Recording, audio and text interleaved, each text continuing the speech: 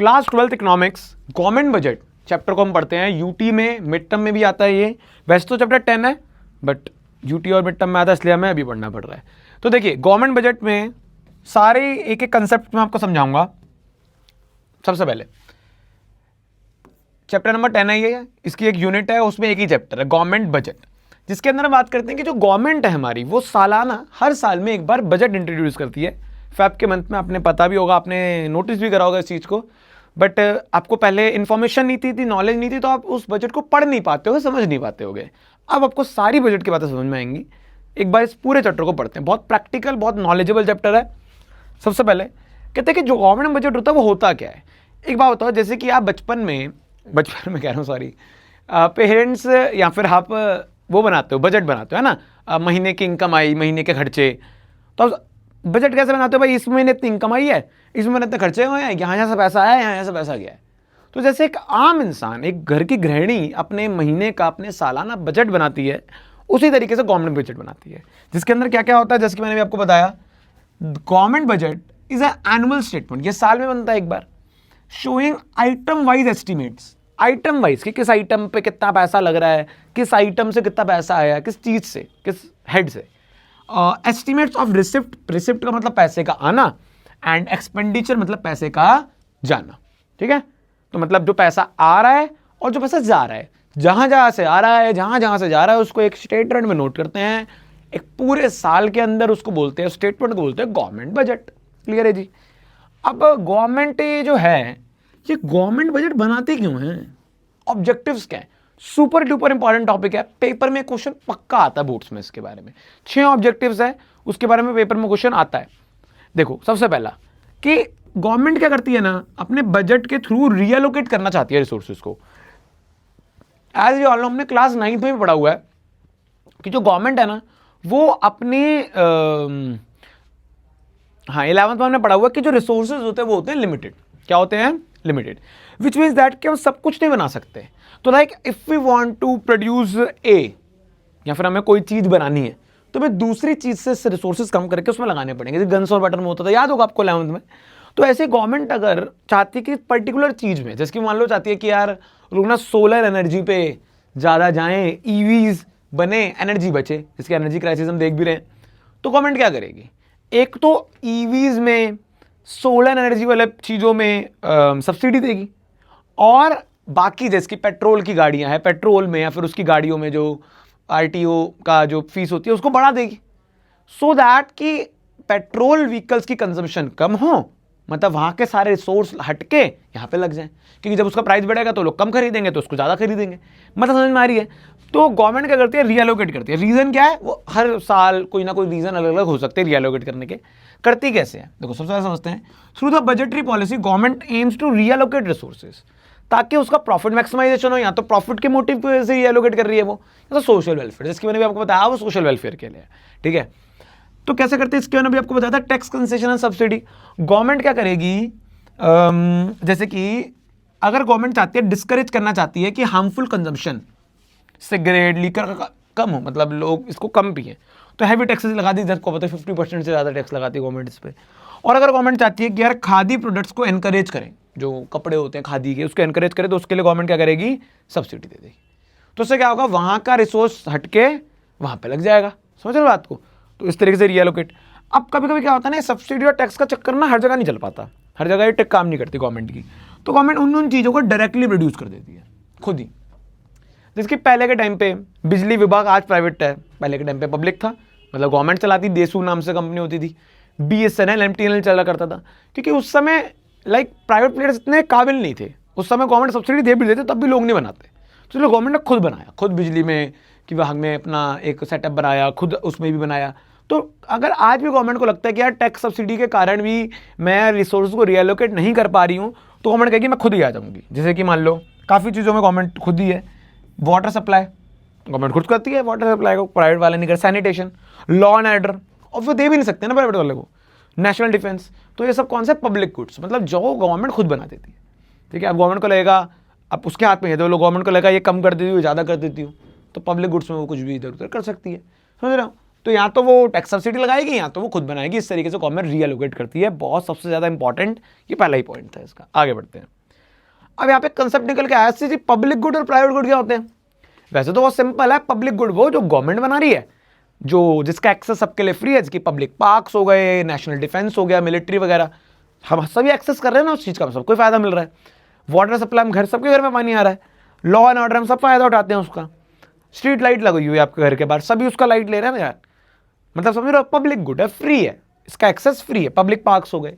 Private good हो गए सारे जिसको आप पैसे देकर खरीदते हो। चॉकलेट हो गया आपका, कोई कार हो गया, आपका बेंच हो गया, आपका मार्कर हो गया, आपका बुक्स हो गए, कुछ भी चीज़ आप पैसे देकर खरीदते हो, तो वो हो गया आपका प्राइवेट गुड।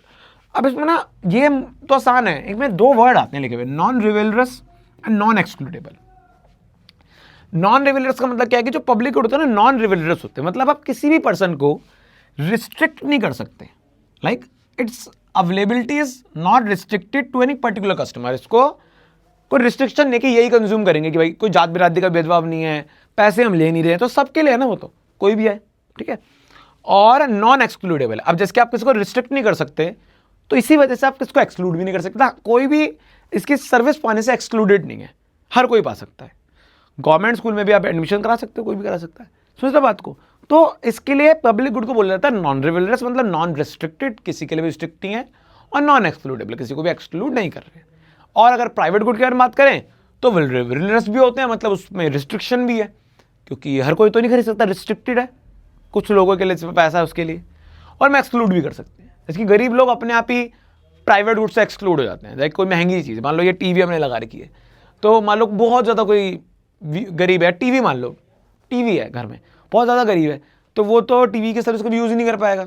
तो टीवी एक प्राइवेट गुड है, तो मतलब टीवी जो है उससे कोई एक्सक्लूडेबल हो सकता है, कोई ऐसे लोग हो सकते हैं जो उसको यूज़ ना कर पाए बिकॉज ऑफ मनी। समझ गए ना बात को।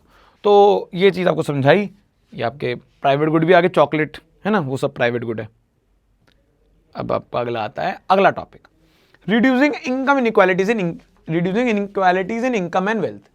जैसे कि आपको पता है, पानी पी लेते हैं।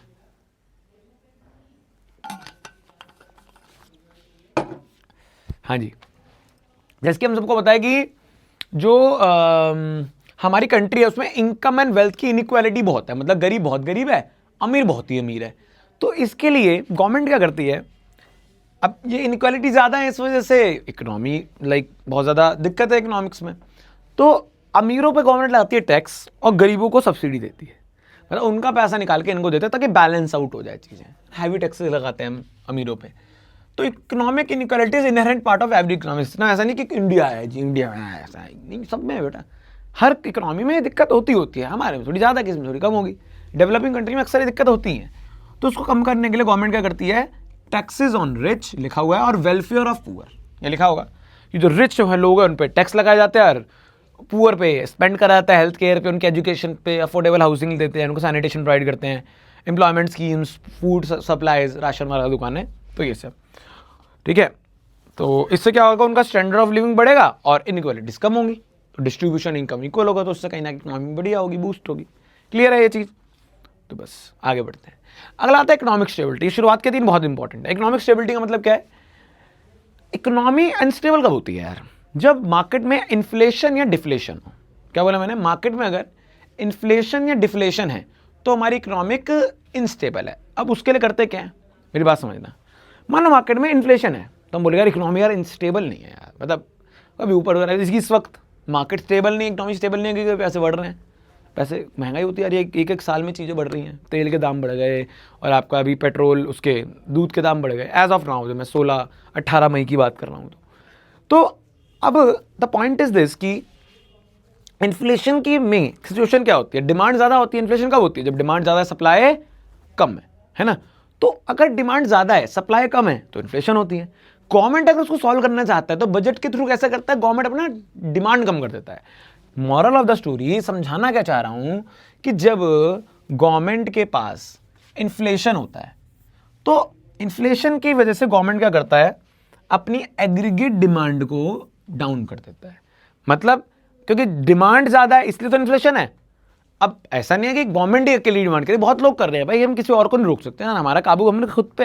तो गवर्नमेंट खुद की डिमांड कम कर देती है, तो अपने आप ही वो देखो, डिमांड ज़्यादा थी, सप्लाई कम थी, इन्फ्लेशन थी, तो गवर्नमेंट ने डिमांड कम कर दी। अपनी डिमांड तो इक्वल हो गया, तो मार्केट स्टेबल हो गई। डिफ्लेशन में क्या होता है, गवर्नमेंट क्या करती है, अपनी डिमांड को बढ़ा देती है। गवर्नमेंट क्या करती है, डिमांड को बढ़ा देती है। डिमांड बढ़ाने से क्या होगा, मार्केट स्टेबल हो जाएगी, डिफ्लेशन हट जाएगा। ऐसा नहीं डिफ्लेशन नहीं होता है। तो प्राइस स्टेबलाइज करने के लिए, ठीक है। अब इसकी अब वो अपने खर्चे कैसे कम करेगी, एडमिनिस्ट्रेटिव एक्सपेंसेस कम कर देगी, सब्सिडी कम कर देगी, इंफ्रा को जो प्रोजेक्ट चल रहे हैं उसको पोस्टपोन कर देगी। और कल को अगर उनको अपनी डिमांड को बढ़ाना होगा तो ज़्यादा खर्चा करेगी, है ना, ज़्यादा टैक्स कंसेशन देगी, सब्सिडी देगी। तो वो गवर्नमेंट के ऊपर है, क्या वो कट डाउन करना चाहती है, क्या वो बढ़ाना चाहती है। बट ये बात है कि जब भी इकोनॉमी में ज़रूरत पड़ती है स्टेबिलिटी लाने की, तो गवर्नमेंट ही है जो अपने बजट के थ्रू उसको स्टेबल बनाती है। क्लियर है जी, आगे बढ़ते हैं। अब ये इजी है, कह रहे हैं कि मैनेजमेंट ऑफ पब्लिक एंटरप्राइजेस। भाई हमारे गवर्नमेंट बजट में ये फिक्स होता है कि रेलवे मिनिस्ट्री को कितना पैसा जाना है, पोस्टल मिनिस्ट्री को जो पोस्टल है उसमें कितना जाना है, जो गवर्नमेंट की खुद की कंपनीज है, चाहे वो फुल्ली ओन्ड बाय गवर्नमेंट हो चाहे सेमी गवर्नमेंट कंपनीज है ना, तो उनमें कितना पैसा अलॉट होगा उसको मैनेजमेंट करने के लिए। तो इसलिए यहाँ पे लिखा हुआ है, जिसकी मान लो रेलवे हो गया आपका, और वाटर सप्लाई है, वाटर सप्लाई भी गवर्नमेंट का ही है, तो उसमें कितना पैसा जाएगा, इसको उसके प्लांट्स को बढ़ाने के लिए, पावर जनरेशन में कितना पैसा जाएगा, तो ये सब भी गवर्नमेंट देखती है। ठीक है, आगे इकोनॉमिक ग्रोथ। अच्छा, ये भी इंपॉर्टेंट है कि इकोनॉमी ग्रो करना का जो जिम्मेदारी है वो भी गवर्नमेंट की। अब गवर्नमेंट अपने बजट में कुछ ऐसी चीज़ें करती है जिससे इकोनॉमी ग्रो हो जाए। सबसे पहली बात, सर इकोनॉमी ग्रो होती कब है, ये इकोनॉमी डाउन कब होती है? सिंपल सा बात है, मार्केट में इन्वेस्टमेंट या एक्सपेंडिचर। अगर मार्केट में लोग ज़्यादा एक्सपेंडिचर, ज़्यादा खर्चे कर रहे हैं, ज़्यादा इन्वेस्टमेंट कर रहे हैं, तो मार्केट ग्रो होती है, इकोनॉमी ग्रो होती है। और on the contrary of that, जिसकी कोरोना में लोगों ने खर्चे करना बंद कर दिया, लोगों ने इन्वेस्टमेंट करना बंद कर दी, तो हमारी इकोनॉमी डाउन हो जाती है। अब हमें इकोनॉमी को ग्रो करने के लिए लोगों को हम क्या करते हैं, टैक्स रिबेट्स देते हैं, इंसेंटिव्स देते हैं। अब देखो, जितना लोगों को टैक्स रिबेट मिलेगा, जैसे कि अभी रिसेंटली गवर्नमेंट ने अपने बजट में 10 लाख तक लाइक फ्री कर दिया, टैक्स फ्री, कोई नहीं देगा टैक्स, पहले 7.5 लाख तक था। तो ये जो रिबेट मिली, इससे क्या हुआ, अब लोगों को हर मंथ जो 80,000 रुपये कमा रहे हैं उनको फायदा मिलेगा, उनको टैक्स नहीं देना। मतलब समझ रहे हो, अब वो क्या करेंगे उस पैसे का, वो बचाएंगे, सेव करेंगे, इन्वेस्ट करेंगे, खर्चा करेंगे। तो कहीं ना कहीं इस डिसीजन से, गवर्नमेंट बजट से हमारी मार्केट में इन्वेस्टमेंट्स बढ़ेंगे और गवर्नमेंट इकोनॉमी ग्रो होगी। अब ये कह रहे हैं कि जी इंफ्रा पे भी डेवलप कर सकते हैं, मतलब इन्वेस्टमेंट करनी है ना। अब अगर मैं टैक्स बचाता हूँ, टैक्स कम करता हूँ, सब्सिडी देता हूँ, तो लोग के पैसा बचेगा, इन्वेस्टमेंट करेंगे। भाई मेरे पास भी तो पैसा है, मैं भी तो इन्वेस्ट कर सकता हूँ, मैं भी एक डिमांड का ही जरिया हूँ। तो गवर्नमेंट उस समय अगर इकोनॉमी को ग्रो करना है तो इंफ्रा पे, जैसे अभी देहरादून एक्सप्रेसवे बना, तो इकोनॉमी में वो इंफ्रा पे, एजुकेशन पे, मतलब बड़ी बड़ी चीज़ों, प्रोजेक्ट्स पे इन्वेस्ट करती है। इसी का तो एम्प्लॉयमेंट जनरेशन होता है ना, डिमांड बढ़ती है कि गवर्नमेंट इन्वेस्ट कर रही है तो लोगों को भी बुलाएंगे, भाई ये बनाओ, ये करो, सीमेंट खरीद जाएगी, 10 चीज़ें होंगी, तो वो मार्केट में पैसा इन्वेस्ट होगा, इंजेक्ट होगा, और जितना इंजेक्ट होगा मार्केट पैसा उतना इकोनॉमी ग्रो करेगा। तो दोनों तरीके से गवर्नमेंट ये इंश्योर करती है कि इकोनॉमी को ग्रो करा जाए। ठीक है जी, आगे बढ़ते हैं, आपको जरूरत पड़ जाए। ठीक है, चलो आगे बढ़ते हैं अब अगले पे, रिड्यूसिंग रीजनल डिस्पैरिटीज। अब ये रीजनल डिस्पैरिटीज क्या होता है, मतलब देखो हमारी कंट्री में जिसकी इनकम इनइक्वालिटीज है, बहुत लोग अमीर हैं, बहुत लोग गरीब हैं, तो इसके साथ साथ एरिया वाइज भी, मतलब कोई एरिया, कोई डिस्ट्रिक्ट, कोई स्टेट बहुत अंडर डेवलप्ड है, कोई बहुत ज़्यादा डेवलप्ड है। तो इसमें भी, और लाइक एक स्टेट के अंदर ही, जैसे दिल्ली के अंदर ही कुछ एरिया होंगे जो बहुत अंडर डेवलप्ड होंगे, कुछ एरिया ज़्यादा डेवलप्ड होंगे। तो उसके लिए गवर्नमेंट क्या करती है, वही अपने टैक्सेशन से, जिसकी मान लो हमें लगता है कि एग्जाम्पल देके चलता हूँ कि भाई मान लो बिहार स्टेट है, वो थोड़ा डेवलप्ड नहीं है। अब ये लोग क्या करते हैं, उस एरिया में या बिहार के स्पेसिफिक एक डिस्ट्रिक्ट में जहाँ पे लाइक कोई आ ही नहीं रहा, बिल्कुल डेवलप्ड नहीं है, वो जगह वेस्ट हो रही है, तो वहाँ पे गवर्नमेंट बनाती है स्पेशल इकोनॉमिक जोन। क्या बनाती है बच्चों, स्पेशल इकोनॉमिक जोन।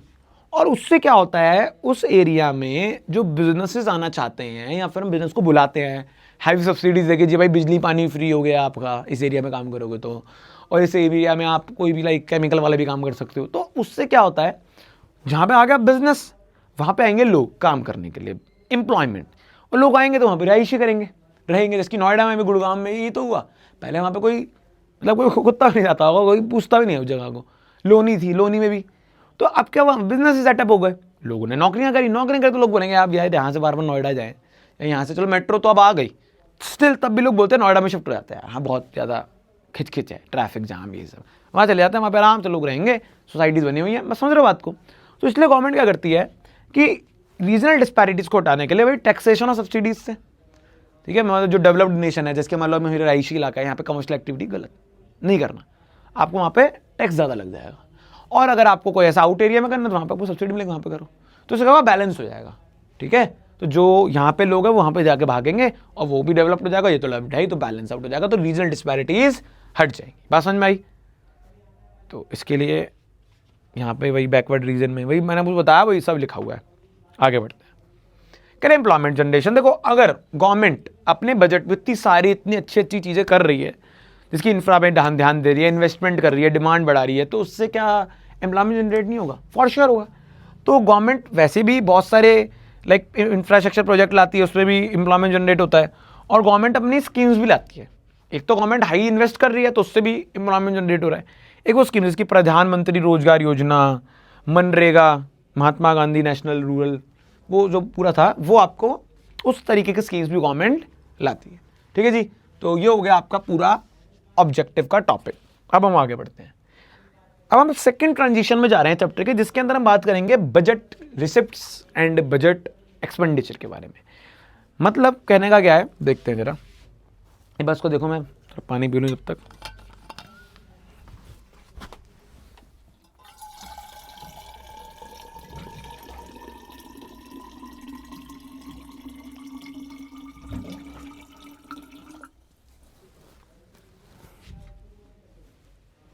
दिख रहा है ना आपको?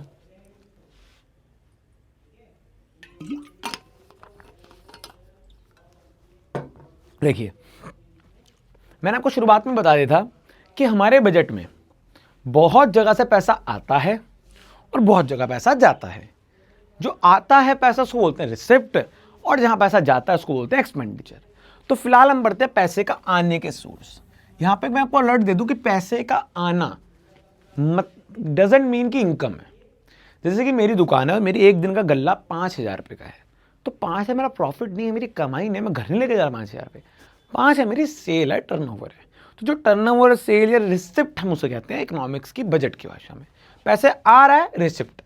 कमाई या नहीं है वो अलग है, पैसा तो आ रहा है ना। जैसे कि एक होता है रेवेन्यू रिसिप्ट और एक होता है आपका कैपिटल रिसिप्ट। सिंपल है दोनों में डिफरेंस, अब मैं समझाऊंगा अभी। रेवेन्यू रिसिप्ट होते हैं डेली के खर्चे होते हैं, सॉरी डेली की कमाई है जो रिकरिंग है, बार बार आ रही है। कैपिटल वाले वंस एंड वाइल वाली बात है, ठीक है। इसके अंदर आता है, इसके गवर्नमेंट टैक्स से पैसा कमाती है, टैक्स लेती है आपसे, है ना, जीएसटी लेती है, इनकम टैक्स लेती है। कुछ नॉन टैक्स की चीज़ें भी होती हैं, बहुत सारी हैं, बताऊंगा अभी। कैपिटल का मतलब भाई ये जो वंस एंड वाइल वाली बात है, जिसके अंदर एसेट या लायबिलिटी टच हो या इफेक्ट हो। देखिए, हमने उधार ले लिया कहीं से, तो देखो समझना, पैसा उधार आया, हमने उधार ले लिया लोन, तो क्या ये रिसिप्ट नहीं है? हाँ, मन नहीं कर रहा बोलने का, पर मेरे भाई रिसिप्ट है, पैसा तो आ रहा है। आप नहीं हो, गवर्नमेंट है, थोड़ा बड़े लेवल पर सोचो, सोच को थोड़ा बड़ा करो। रिकवरी ऑफ लोन, अगर आपने किसी को पैसे उधार दे रखे हैं, उस दिन आपके पैसे वापस कर दिए, पैसा तो आ रहा है, तो उस ईयर में जब ये पैसा आएगा तो हम बोलेंगे रिसिप्ट। क्या है ये? रिसिप्ट। अदर रिसिप्ट भी होते हैं। ये तो एक लाइक ओवरऑल थी। अब इसके बाद हम इसे में डिटेल्स में पढ़ते हैं। देखो, चलो, पहला आता है रेवेन्यू रिसिप्ट। क्या होता है? तो revenue receipt refers to those receipt which neither create any liability, ना तो ये कोई लायबिलिटी बनाती है और nor cause reduction in any assets. मतलब जैसे कि मैंने उधार ले लिया, रिसिप्ट है, पर मेरे भाई वो रिसिप्ट मेरी लायबिलिटी क्रिएट नहीं कर देगी। लायबिलिटी मतलब मेरे ऊपर एक जिम्मेदारी, एक ऑब्लिगेशन। उधार लिया, रिसिप्ट है, पर वो लायबिलिटी क्रिएट करेगी। मान लो मैंने अपनी एसेट को बेच दिया, है ना, मान लो मैंने टीवी बेच दी, स्क्रीन बेच दी, अब मेरे पैसा आएगा, रिसिप्ट तो है, पर वो कौन से रिसिप्ट? कैपिटल, क्योंकि उससे मेरी एसेट कम हो गई। तो ऐसी चीज जिससे ना तो कोई एसेट कम हो, ना तो कोई लायबिलिटी बढ़े, उसको हम कहते हैं रेवेन्यू रिसिप्ट। और अदर भाषा में हम इस तरीके से समझ सकते हैं, वो सारी रिसिप्ट जो रिकरिंग होती है, जो बार बार होती जा रही है, जो डेली की इनकम है। जैसे कि आप बच्चे मुझे फीस देते हो, जो ऑफलाइन के बच्चे फीस देते हैं, तो वो सब मेरे लिए रेवेन्यू रिसिप्ट है, ठीक है। और अगर मैं टीवी बेच दूं, एसी बेच दूं और उससे पैसा कमा लूं या किसी से उधार ले लूं, तो वो मेरे लिए कैपिटल रिसिप्ट है। सिंपल है। अब इसके अंदर रेवेन्यू के अंदर दो चीज आती है, एक होता है टैक्स रेवेन्यू, एक होता है नॉन टैक्स रेवेन्यू। मतलब सबसे बेस्ट, सबसे प्यारा सोर्स जो गवर्नमेंट का इनकम या रिसिप्ट का है, वो है टैक्स। गवर्नमेंट आपसे पे टैक्स लगाएगी, सीधा पैसा आप मेरे पास आएगा, वो सबसे मतलब एकदम प्योर सोर्स है इनकम का मेरी। तो टैक्स में भी दो तरीके के टैक्स आते हैं बच्चों। एक होता है डायरेक्ट टैक्स, जो आपका इनकम टैक्स होता है ना, और कॉर्पोरेट टैक्स होता है ये सब जो आपको डायरेक्टली इनकम पे लगता है। एक होता है इनडायरेक्ट टैक्स जो कि जीएसटी वगैरह हो गया आपका, ठीक है, इंपोर्ट ड्यूटी, एक्सपोर्ट ड्यूटी, वो सब। अब सर मेजर डिफरेंस क्या होता है? डिफरेंस मेजर ये कि डायरेक्ट टैक्स का जो आप इफेक्ट है, मतलब इसका जो बर्डन है उसको शिफ्ट नहीं कर सकते डायरेक्ट टैक्स का। लेट्स सपोज मेरे पे डायरेक्ट टैक्स लगा, लाइक मेरे पे इनकम टैक्स लगा, मेरी कंपनी पे टैक्स लगा, तो मैं उसको शिफ्ट नहीं कर सकता। अब बोलोगे सर टैक्स तो शिफ्ट कर ही नहीं सकते, ऐसा ना मेरे पे टैक्स लगा मैं किसी और को दे दूँ।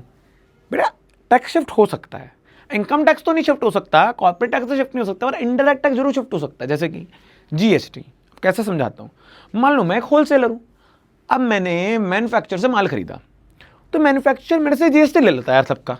अब मैं उसको बोलता भी हूँ कि भाई मेरे भाई मैं थोड़ा ना खाऊंगा उसको, तू मुझसे जीएसटी क्यों ले रहा है?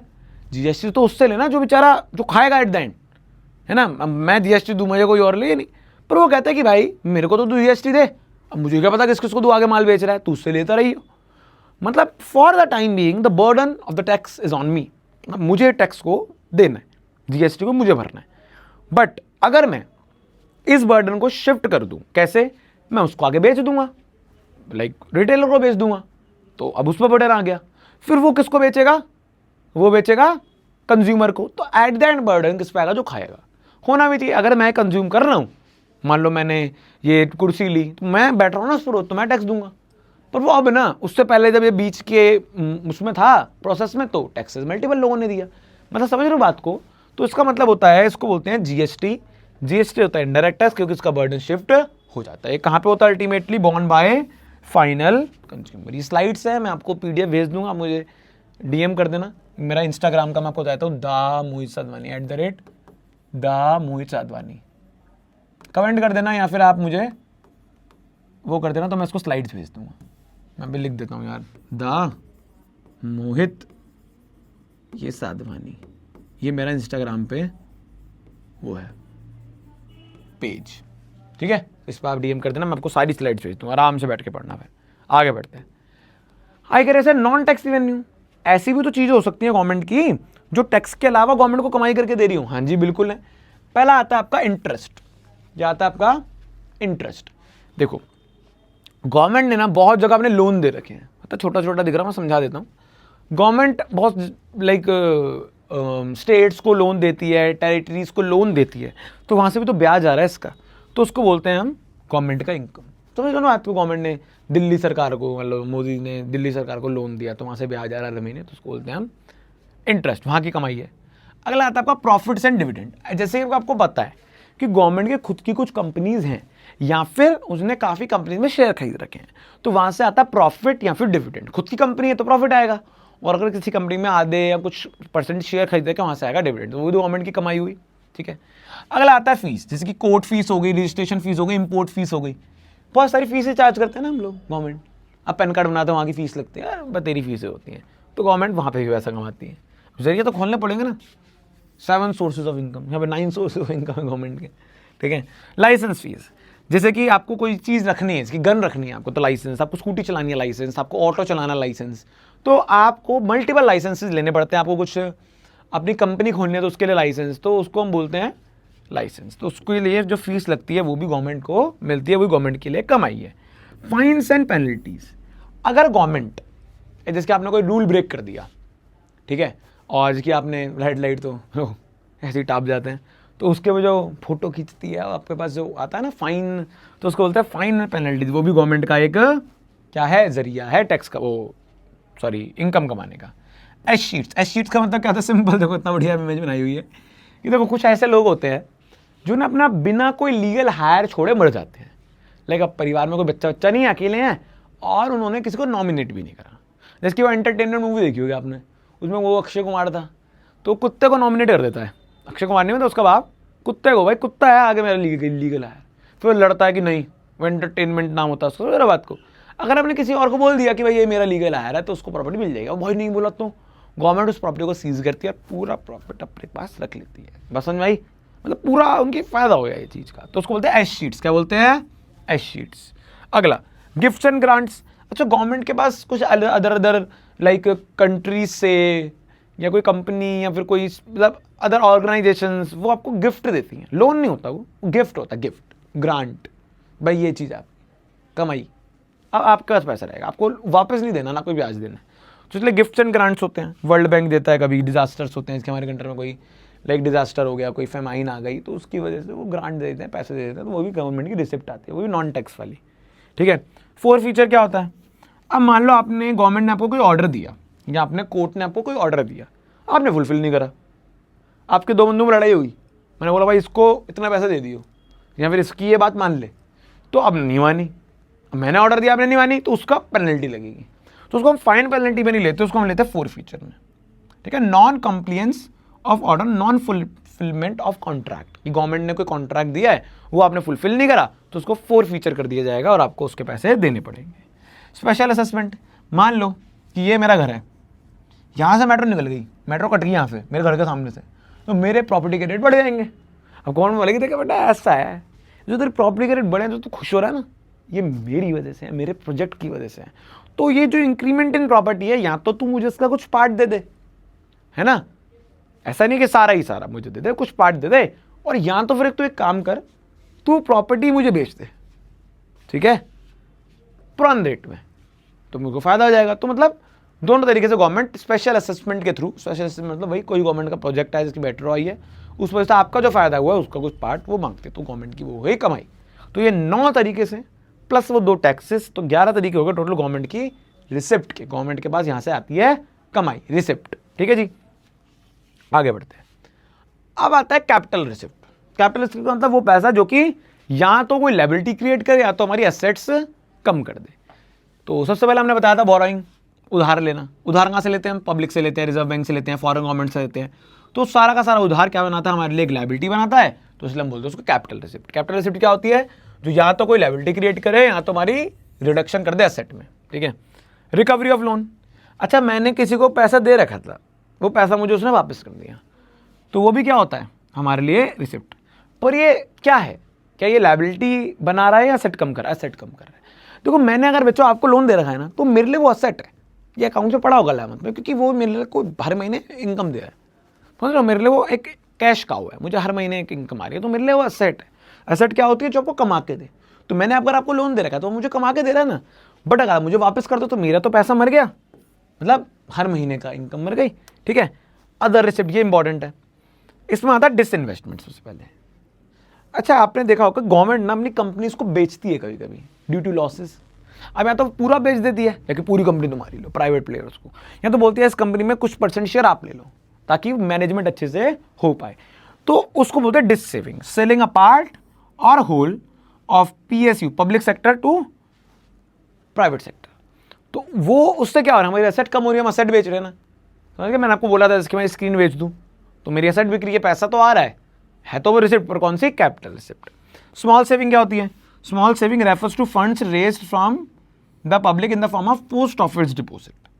इसकी किसान विकास पत्रास, मतलब क्या है कि जैसे कि आप लोग, बस समझाते समझ में नहीं आया होगा, आप लोग पोस्ट ऑफिस में पैसे जमा करते हो जो कि सीधा गवर्नमेंट के पास जाते हैं। आपने पोस्ट ऑफिस में FD कराई, तो वो गवर्नमेंट के लिए क्या है? लायबिलिटी। रिसिप्ट है पर है तो लायबिलिटी, तो ये पैसा गवर्नमेंट के पास होता है, रिसिप्ट मानी जाती है पर वो लायबिलिटी है उनके लिए, तो इसलिए कैपिटल रिसिप्ट। अच्छा कभी कभी गवर्नमेंट को स्कीम्स लॉन्च करती है, इसकी वो किसान पत्रा योजना, तो उसमें गवर्नमेंट लाइक सबसे पैसे उसमें कुछ इसकी वालों हर बैंक में 100 रुपये डालो या फिर कुछ 1000 रुपये, कुछ स्कीम है, तो वो पैसा आपको हमें देना है, समझ रहे हो बात को? तो वो पहले तो मेरे पास है ना, तो उसको बोलेंगे हमारे लिए रिसिप्ट। ठीक है जी, तो ये हो गया आपका सारा का सारा मामला। ठीक है जी, चलो अब आता है बजट एक्सपेंडिचर। ये बजट एक्सपेंडिचर तो हाँ, अभी तो मैंने आपको रिसिप्ट से पढ़ाई दिया। अब एक्सपेंडिचर, एक्सपेंडिचर था खर्चा। पहला आता है आपका रिवेन्यू एक्सपेंडिचर, मतलब वो खर्चा जो रिकरिंग है, जो बार बार आप खर्चा कर रहे हो। इसकी मैं हूँ, अब मैं यार सफाई वाले के पैसे देता हूँ खर्चा यार मेरे लिए यार, है ना, बिजली के पैसे देता हूँ हर महीने खर्चा, तो मेरा रिवेन्यू एक्सपेंडिचर है। अच्छा मैं अगर अपने कोचिंग का बोर्ड चेंज करवाऊँ, वो भी खर्चा है, तो वो कैपिटल एक्सपेंडिचर है। AC चेंज करवाऊँ, खर्चा है पर कैपिटल एक्सपेंडिचर। वही बात है, हर रोज तो ना होगा यार, है ना, कैपिटल एक्सपेंडिचर है। ये TV लगवाई थी, कैपिटल एक्सपेंडिचर है। तो गवर्नमेंट कहती है कि ऐसे खर्चे जो डेली हो रहे हैं, जिससे कोई एसेट या लायबिलिटी पे इफेक्ट नहीं पड़ रहा है, इसकी सैलरी दे रहे हैं, पेंशन दे रहे हैं, ब्याज दे रहे हैं, एडमिनिस्ट्रेटिव सर्विसेज, जिसकी मिलिट्री वगैरह लोग हैं, मिलिट्री वगैरह उनकी सैलरीज, पुलिसों की सैलरी, ये सब क्या है? रिकरिंग है। ठीक है, तो ये सब, तो इससे ना तो कोई एसेट क्रिएट हो रही है ना तो लायबिलिटी कम हो रही है। अब मान लो आपको कोई ऐसा एक्सपेंडिचर दूँ, ऐसा एक्सपेंडिचर जिसकी मान लो आपने लोन दे दिया किसी स्टेट को, तो या फिर आपने बिल्डिंग बनवा दिया, बिल्डिंग बनवाई तो क्या होगा, उससे एसेट क्रिएट हो जाएगी, इधर क्रिएट एसेट, या तो एसेट क्रिएट होगी तो लायबिलिटी कम हो जाएगी, ठीक है। अब मान लो मेरा कोई पुराना लोन चल रहा था, मैंने उसको पे कर दिया, यार बहुत जिम्मेदारी है, लोन पे करो उसको, तो खर्चा की नहीं है, पर कौन सा खर्चा है, budget expenditure, sorry capital expenditure, क्योंकि मेरा वो क्या है, वंस इन अ वाइल वाला खर्चा है, और उससे मेरी क्या हो गई, लायबिलिटी कम हो गई। बात समझ में आई? थोड़ा लाइक कंफ्यूजिंग टाइप का, पर ईजी भी है, आप एग्जाम्पल समझ सकते हो, ठीक है ना। तो कैपिटल एक्सपेंडिचर, और रोड बनवा रही है गवर्नमेंट, फ्लाईओवर बनवा रही है, फैक्ट्री बनवा रही है, मशीन खरीद रही है ना, लोन दे रही है, रीपेमेंट ऑफ बोराइंग कर रही है, तो वो सब क्या आपके लिए कैपिटल एक्सपेंडिचर खर्चा है, पर वो वंस इन अ वाइल वाला है। चलो यहाँ से चालू होता है डेफिसिट। अब हम पढ़ते हैं डेफिसिट को, तो हम पढ़ते हैं डेफिसिट्स के बारे में। डेफिसिट का मतलब क्या होता है बच्चों, डेफिसिट का मतलब होता है घाटा। यस, देखिए, तो गवर्नमेंट को ना हर साल घाटा पड़ता है। घाटा कब पड़ता है, जब खर्चे ज़्यादा हो, कमाई कम हो। जिसके आपको हर महीने अगर मान लो खर्चे करना 30,000 पे, कमाई आ रही है, आमदनी आ रही है 20,000 पे, तो 10,000 का घाटा होगा ना। उसी घाटा ऐसे गवर्नमेंट को भी घाटा होता है, क्योंकि India is a developing nation, तो इंडिया को खर्चा बहुत ज़्यादा करना पड़ता है, बिकॉज बहुत ज़्यादा इन्वेस्टमेंट करनी है एजुकेशन पे, फिर पॉवर्टी को संभालना है, फ्री बीज भी देने हैं, और कमाइयाँ उतनी है नहीं। आपको पता ही है लोग टैक्स देने से कितना बचते हैं हमारी कंट्री में। सो ऐसे सिचुएशंस में गवर्नमेंट को होता है घाटा। अब ये किस तरीके का होता है, कैसे इसके अंदर डीप डाउन जाता है। सबसे पहला घाटा होता है रेवेन्यू डेफिसिट। रेवेन्यू का नाम ही आपको पता है, ऐसा घाटा जो कि डेली के खर्चे पूरे करने नहीं देता। मतलब अगर आपका रेवेन्यू वाला एक्सपेंडिचर ज़्यादा है, मतलब आपके रिकरिंग खर्चे ज़्यादा है, जिसकी सैलरीज देना, और आपका जो डिफेंस के लिए सैलरीज होती हैं, फिर आपकी जो पेंशन है, ये सब जो डेली के खर्चे हैं बहुत ज़्यादा हैं, और डेली की कमाइयाँ कम है, डेली की रिसिप्ट्स कम है, मतलब टैक्स और नॉन टैक्स वाले कम है। समझ गए? अब इसका मतलब क्या होता है, पर इसके मतलब समझते हैं। एक एग्जांपल मान लो, हमारा रेवेन्यू का एक्सपेंडिचर हो रहा है 20,000 करोड़ ना, डेली का खर्चा 20,000 करोड़ है, और रेवेन्यू वाली रिसिप्ट है 18,000 करोड़, तो घाटा कितने का हो गया, 2,000 करोड़ का। कितने का हो गया, 2,000 करोड़ का। तो समझते हैं और कि इसका मतलब, पहले तो फॉर्मूला समझ में आ गया आपको, ऑब्वियस बात है, खर्चा ज़्यादा है, कमाई कम है, तो घाटा हो गया।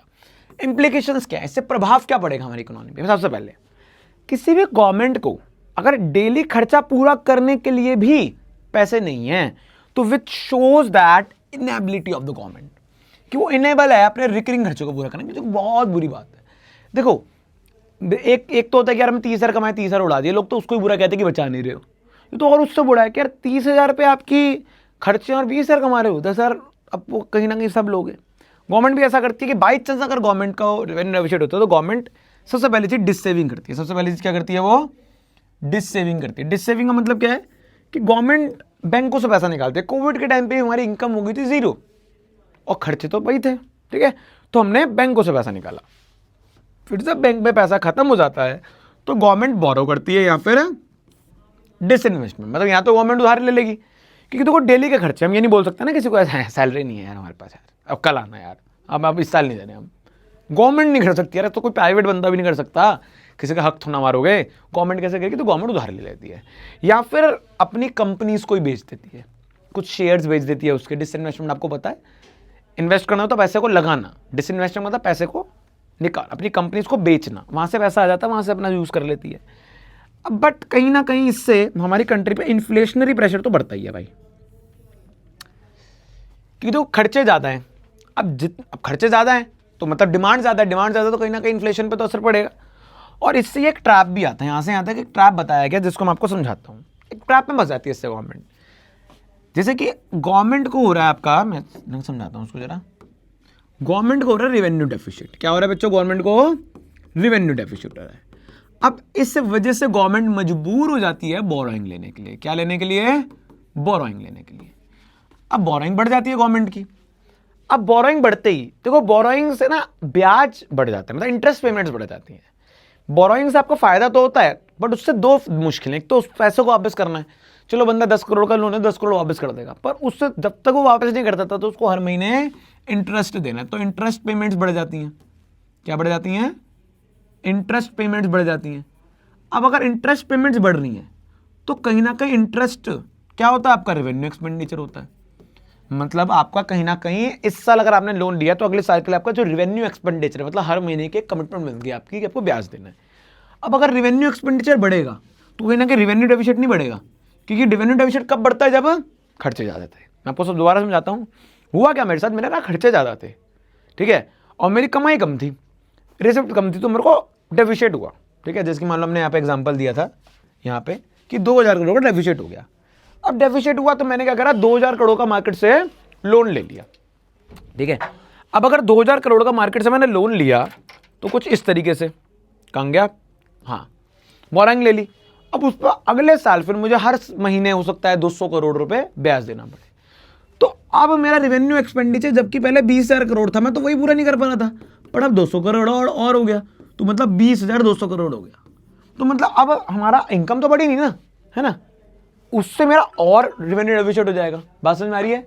तो कहीं ना कहीं मैं ट्रैप में फंस जाऊंगा कि मैं करने गया सही और मेरे साथ हो गया रिवर्स में गलत, जो कि एक नेचुरल सी बात है यार, ब्याज लो, उधार लोगे तो ब्याज तो देना पड़ेगा। तो ये एक सर्कल है, विशियस सर्कल है ये, इसको ही कहते हैं हम ट्रैप। इसकी इसमें बोला भी गया है, ये higher borrowings increase the future burden in the term of loan and interest payments. Such interest burden will increase in revenue expenditure, this result in rise in revenue deficit. इससे रेवेन्यू डेफिसिट बढ़ जाएगा। Clear है? A higher revenue deficit give warning signals, जिससे government को अब यह है कि या तो एक्सपेंडिचर कम करे तो इनकम को बढ़ाए। मतलब अगर गवर्नमेंट चाहती है कि ऐसी सिचुएशंस ना हो तो गवर्नमेंट अपने लिए फिर या तो अपने एक्सपेंडिचर को घटाएगी या तो अपनी इनकम को बढ़ाएगी। ठीक है, समझ गए रेवेन्यू डेफिसिट? बहुत सिंपल है, आगे बढ़ते हैं। अब आता है फिस्कल डेफिसिट। फिस्कल डेफिसिट क्या है? फिस्कल का मतलब सालाना, मतलब पूरे साल में जो आपकी टोटल कमाइयां हैं और जो टोटल खर्चे हैं, मतलब आपके पूरे साल के जो टोटल खर्चे हैं वो ज्यादा हैं आपके पूरे साल के टोटल रिसिप्ट से। ठीक है, तो उसको बोलते हैं revenue fiscal deficit. Total expenditure ये रहा, वो ज्यादा है टोटल रिसिप्ट से। ठीक है, टोटल होता है, उसमें ये ध्यान रखना है, रेवेन्यू वाला भी कैपिटल वाला भी। तो अपने एक चीज है कि बोरोइंग को एक्सक्लूड करते हैं। मतलब ये कहते हैं कि जितना भी टोटल खर्चा है, जैसे कि रिकरिंग वाला खर्चा, सैलरीज वगैरह वाला खर्चा है, या फिर मेरा कोई इंफ्रास्ट्रक्चर बनवाना है, बहुत सारे खर्चे टोटल खर्चा, टोटल एक्सपेंडिचर आ गया। फिर जो टोटल रिसिप्ट्स है, भाई मेरे को टैक्स से पैसा आ रहा है, नॉन टैक्स से आ रहा है, या फिर मैं कोई एसेट बेच रहा हूँ वहां से पैसा आ रहा है, वो सारा का सारा पैसा वो रिसिप्ट है। अच्छा, बोरोइंग भी रिसिप्ट होती है ना, रिसिप्ट होती है, पर ये कहता है सारे रिसिप्टों पर बोरोइंग मत लो। तो फॉर्मूला तो ये कहता है, मैथ्स की तरह समझ सकते हैं, पर सर क्यों बोरिंग क्यों नहीं लेनी है? मैं आपको समझाता हूँ। एक एग्जांपल बच्चों, मान लो कि आपको 2 करोड़ का एक्सपेंडिचर है, टोटल एक्सपेंडिचर सारा, और आपके पास 1.5 करोड़ का इनकम है। क्या है आपका? 1.5 करोड़ का इनकम है। अब बोलोगे सर जी 0.5 करोड़ का आपको, मतलब 50 लाख का आपको घाटा पड़ गया। मान लो मैंने बोरिंग नहीं ली, इसमें फॉर्मूले के हिसाब से करा है, बट अगर मैं बोरिंग इंक्लूड कर दूं इसमें, तो गवर्नमेंट क्या करेगी? चालाक चलेगी। गवर्नमेंट क्या बोलेगी, देखो यार मैंने घाटा हो गया यार 50 लाख का, हाफ एन करोड़ का, तो मैं क्या करूंगी, अब मैं ना उधार ले लेती हूँ। और बोरोइंग क्या है? रिसिप्ट है, तो लोगों को लगेगा कि इसने उधार नहीं ली है, ये तो उसकी रिसिप्ट ही है, क्योंकि टोटल रिसिप्ट है। ढूंढेगा तो ना कौन सी रिसिप्ट है, तो गवर्नमेंट इसको ना इस सिचुएशन को दिखाएगी नहीं, हमें बोलेगी देखो 2 करोड़ है -2 करोड़, क्योंकि ½ करोड़ उसने लोन ले लिया, और लोन अगर हम यहाँ पे दिखा सकते हैं तो कभी तो डेफिसिट आएगा ही नहीं ना। मतलब ये हमारे लिए सहूलियत है कि गवर्नमेंट को मना करते कि बोरोइंग को मत दिखाओ इसके अंदर, क्योंकि बोरोइंग को दिखाओगे तो कभी भी घाटा आप शो ही नहीं करोगे फिर, है ना। आप लिख तो दोगे, पर जो अनपढ़ हैं, मतलब जो मतलब जिनको नॉलेज नहीं है, उनको कैसे पता लगेगा बजट के बारे में, है ना। तो इसलिए गवर्नमेंट क्या करती है? बोरोइंग को एक्सक्लूड कर देती है। ठीक है, बात समझ में आई? अब मान लो यहाँ पे वो ये मना नहीं कर रही है कि बोरोइंग मत लो, बोरोइंग लो। अब इसकी ये रहा, देखो, अब मान लो आपने ये फॉर्मूला लगाया और आपने दिखा दिया कि हमें लॉस हो गया, हमें डेफिसिट हो गया, कितने का? ½ करोड़ का। तो गवर्नमेंट क्या करेगी? अब गवर्नमेंट इसका लोन लेगी, मैं मना नहीं कर रहा, क्योंकि बिना लोन के काम नहीं चलेगा। भाई बात है, मना तो कर नहीं देंगे कि भाई सैलरी नहीं है, मना तो कर नहीं देंगे भाई देहरादून एक्सप्रेस वे नहीं बना रहे, पैसे नहीं है, बाद में वो पड़ा हुआ है, गर्मी में सड़ रहा है सही, तो वो नहीं कर सकते ना। हम लोन तो लेंगे, पर बाद में डेफिसिट शो करेंगे बुक में। ठीक है, मतलब जितना आपको फिस्कल डेफिसिट होता है ना, उतना आप लोन लेते हो, कि फिस्कल डेफिसिट घाटा है ना, डिसेविंग हम कर नहीं सकते, वो ऑलरेडी करके आ चुके हैं। तो जितना आपका फिस्कल डेफिसिट होगा बच्चों, उतनी ही आप बोरोइंग ले लोगे। तो कभी कभी कहते हैं कि fiscal deficit is equal to borrowing. Let's suppose आपको फिस्कल डेफिसिट हुआ, पूरे साल का जो घाटा हुआ 5 करोड़ हुआ, तो उतना ही आप बोरोइंग ले लोगे, क्योंकि एक तो बोरोइंग इसका इंक्लूड नहीं है, और सेकंड जब घाटा होता है तो हम बोरिंग तो लेते हैं ना यार, ऑब्वियस सी बात है, कहीं से तो पैसा उठाएंगे मार्केट से। अब आती है इसके इम्प्लीकेशंस, ठीक है। इम्प्लीकेशंस क्या है इसकी, समझते हैं। सबसे पहले आता है डेट ट्रैप, जो मैंने आपको पहले बताया था, डेट ट्रैप। पर इसका जो ट्रैप है वो और बड़ा है। इस ट्रैप को समझते हैं कि भाई फिस्कल डेफिसिट की वजह से ट्रैप पे कैसे फंसती है गवर्नमेंट। तो गवर्नमेंट क्या करती है, हमारे को होता है फिस्कल डेफिसिट, तो गवर्नमेंट उस वजह से ना बोरोइंग बढ़ा देती है कि जितना डेफिसिट हुआ बोरोइंग ले लेगी गवर्नमेंट, कहीं ना कहीं उसकी तरह ही है बिल्कुल। बोरोइंग के बढ़ने से इंटरेस्ट पेमेंट्स बढ़ जाती हैं। क्या बोला मैंने, इंटरेस्ट पेमेंट्स बढ़ जाती हैं। अब ब्याज बढ़ता है तो ब्याज क्या है, एक रिवेन्यू एक्सपेंडिचर है, तो क्या हमारा रिवेन्यू एक्सपेंडिचर भी बढ़ जाता है। और अगर रिवेन्यू नेचर का एक्सपेंडिचर बढ़ता है तो रिवेन्यू डेफिसिट बढ़ता है ना, रिवेन्यू डेफिसिट बढ़ता है। और अगर रिवेन्यू डेफिसिट बढ़ेगा तो कहीं ना कहीं फिस्कल डेफिसिट बढ़ने के चांसेस ज्यादा हो जाएंगे, क्योंकि फिस्कल डेफिसिट तो टोटल डेफिसिट है ना, रिवेन्यू वाला भी कैपिटल वाला भी। कल को हमारे को रिवेन्यू में ज्यादा घाटा आ जाए, जिसकी मालूम मैं हूं, मेरी 2 ब्रांच है, एक चंदननगर एक जगतपुरी। अगर मेरी चंदननगर ब्रांचेज में बहुत ज्यादा घाटा आ जाए तो कहीं ना कहीं मेरे जगतपुरी के प्रॉफिट्स भी तो सफर करेंगे ना, इंपैक्ट तो डालेगा ना, समझ गए। तो अगर फिस्कल डेफिसिट रिवेन्यू कैपिटल दोनों है, तो अगर रिवेन्यू घाटा बढ़ता जा रहा तो कहीं ना कहीं फिस्कल घाटा भी आ सकता है, ठीक है जी। तो इससे एक सर्कल बन गया पूरा, है ना, snake eating its own tail, वो वाला कंसेप्ट आ गया, नोट कर लो, समझ लो। और यही इसमें लिखा भी हुआ है सेम, ठीक है। इसको एक बार पढ़ते हैं कि borrowing include repayment of principal plus interest, higher interest increase the future burden, revenue expenditure, जिससे वॉर्स हो जाएगा हमारा, deficit creates a vicious circle, money loan repay, मतलब पूरा ट्रैप बता दिया इतना, डेट ट्रैप बोला, विशियस सर्कल बन जाएगा। इन्फ्लेशन, महंगाई हो जाएगी। महंगाई क्यों होगी, क्योंकि गवर्नमेंट खर्चा ज़्यादा कर रहा है। देखो अगर मैं आपको बोलूँ कोई बंदा बहुत खर्चा कर रहा है तो इकोनॉमी में कहीं ना कहीं डिमांड बढ़ रही है, खर्चा ज़्यादा करेगा तो डिमांड कर रहा है ना एक तरह से, वो है ना, डिमांड करेगा खर्चा करेगा। तो अगर कोई भी गवर्नमेंट खर्चा ज़्यादा कर रही है विच मीन्स दैट डिमांड बढ़ रही है, पर सप्लाई तो उतनी है, रिसोर्सेज लिमिटेड है, तो इन्फ्लेशन हो जाती है, ठीक है। और भी एक और रीज़न है इसका कि गवर्नमेंट ना जब भी अपने बोरोइंग खर्चा करती है तो वो ना बोरो करती है, जब भी उनको डेफिसिट होता है बोरो करती है, तो अक्सर ना वो सबसे पहला वो आरबीआई से बोरो करती है। तो कभी कभी क्या करता है आरबीआई, न्यू नोट्स को प्रिंट कर देता है। अब आपको पता है कि प्रिंटिंग उतनी ही होनी चाहिए जितने हमारे पास रिसोर्सेज हो, इक्वल टू, हम एक्स्ट्रा प्रिंट नहीं कर सकते कि कल को गरीबी मिटानी है तो जब एक्स्ट्रा अनलिमिटेड नोट प्रिंट कर दिया, हम ऐसा नहीं कर सकते। तो अगर गवर्नमेंट गलती से, मतलब आरबीआई अगर मान लो कोई सिचुएशन में नोट्स को ज़्यादा प्रिंट कर देती है तो रिसोर्सेज तो उतने है नहीं, तो कहीं ना कहीं इन्फ्लेशन आ जाती है, ठीक है। तो ये हो गया।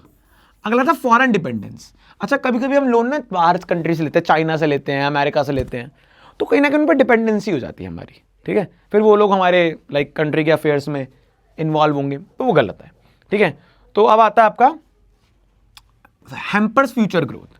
अगर हम आज लोन लिए जा रहे हैं तो फ्यूचर में जो अगली सरकार होगी या फिर आगे का जो भारत होगा उस पर ब्याज का बहुत प्रेशर पड़ेगा। जैसे कि एक फादर अगर लोन ले जाए तो हो सकता है वो मर जाए, पर उसके बाद उसके बच्चे को लोन के साथ साथ हर महीने ब्याज भी देना पड़ेगा।